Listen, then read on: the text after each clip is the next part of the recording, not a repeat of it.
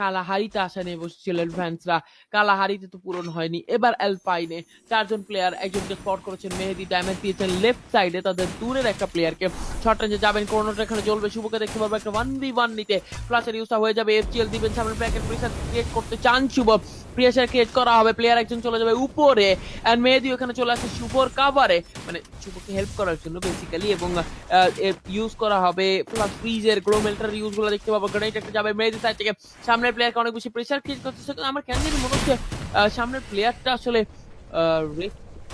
O O my god, the rivalry ফ্যানদের এই ব্যাটেলটা এবার start হয়ে যাবে।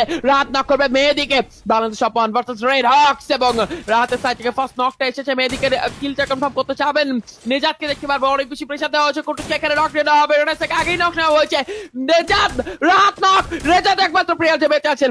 আশা ভরসা রেড হক্সের, এখন নেজাতের উপরে রাতের entry and shutdown by Bangladesh top one wipe out করবে রেড হক্স থেকে।